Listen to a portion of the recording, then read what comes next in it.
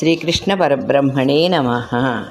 గీతాశాస్త్రమును గూర్చి మహాభారతములో అనేక శ్లోకములు కలవు. మరొకటి చూద్దాం.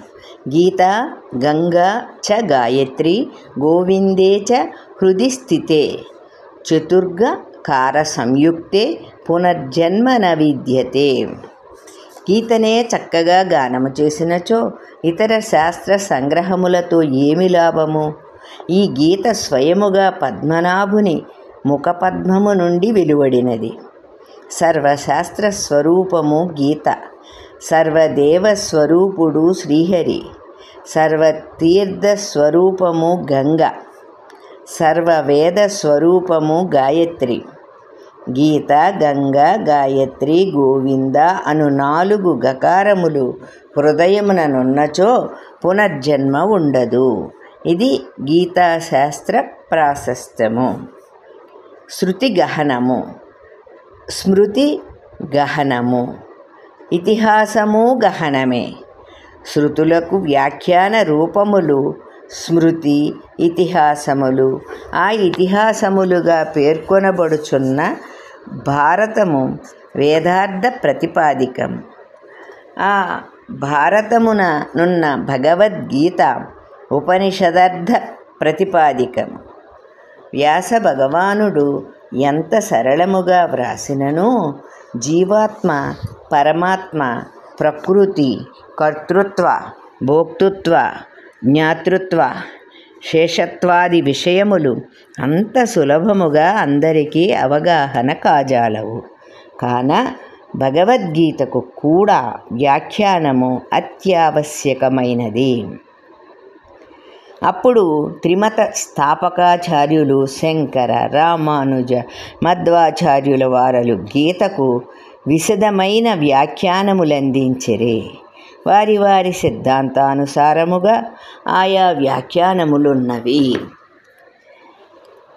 ప్రకృత్యము రామానుజ భాష్యముగానే భగవద్రామానుజ భాష్యము దేనిని వివరించుచున్నది, ఎంత స్పష్టముగా వివరించినది.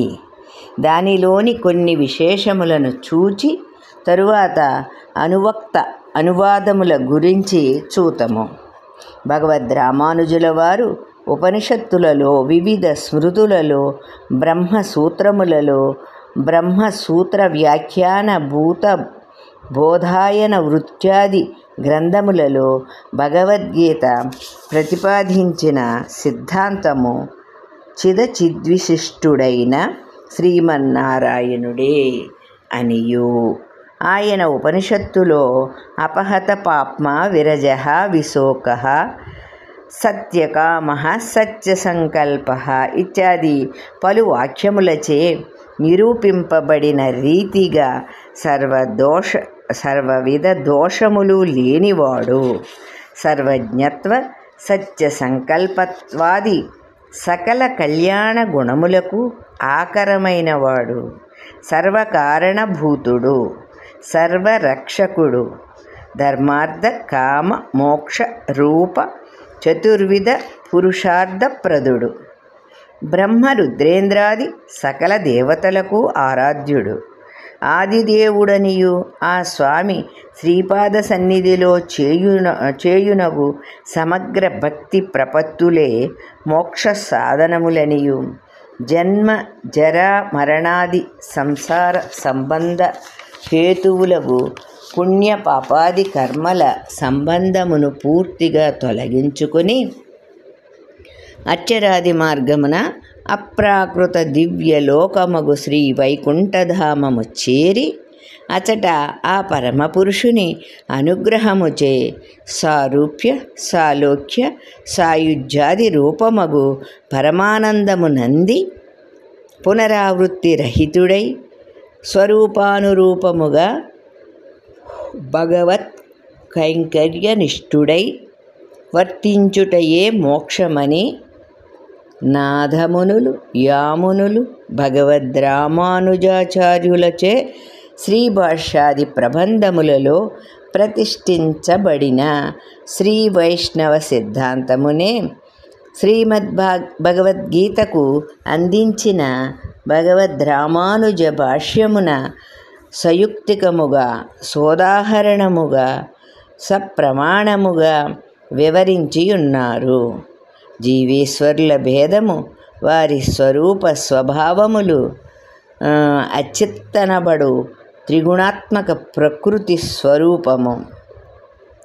ఈ సిద్ధాంతమున అనేక ప్రమాణములతోనూ యుక్తులతోనూ ఇతర మత ఖండన పూర్వకముగా గీతాభాష్యమున స్థాపించబడినది. ఈ సిద్ధాంతమును, ఈ సిద్ధాంత రహస్యములను జ్ఞానానుష్ఠాన సంపన్నులైన సదాచార్యుల వలన ఉపదేశరూపముగా గ్రహించి వాటి అర్థమును, పరమార్థమును, రహస్యార్థమును, స్వాపదేశార్థమును కూడా ఆచార్య ముఖముగానే తెలుసుకుని సంపూర్ణ విశ్వాసము కలవాడై భాగవత ఆచార్య సేవతో జీవిత శేషకాలము పరిశుద్ధ వర్తనుడై గడుపుటే ముముక్షువునకు, జీవునికి అత్యంత ఆవశ్యకమనియు స్ఫుటముగా వివరించుటచే పరమ దయాళువులైన భగవద్రామానుజులు తమ గీతా భాష్యమున వివరించిన పరిశుద్ధ వర్తనమును వివరించినదే శ్రీమద్భాగవద్గీత శాస్త్రము. భగవద్గీతా శాస్త్రము ప్రవర్తనా నిరూపక శాస్త్రము, ప్రబోధ శాస్త్రము అని భగవద్రామానుజుల వారు అందించినారు. అగాధ భగవద్భక్తి సింధువులైన ఆళ్వారులు ప్రసాదించిన దివ్య ప్రబంధములు, వాటి వ్యాఖ్యానములు, ఆచార్యులు ప్రసాదించిన గానత్రయములు, పంచస్తవ స్తోత్రాదులు ఈ సిద్ధాంతమునే ప్రబోధించినవి.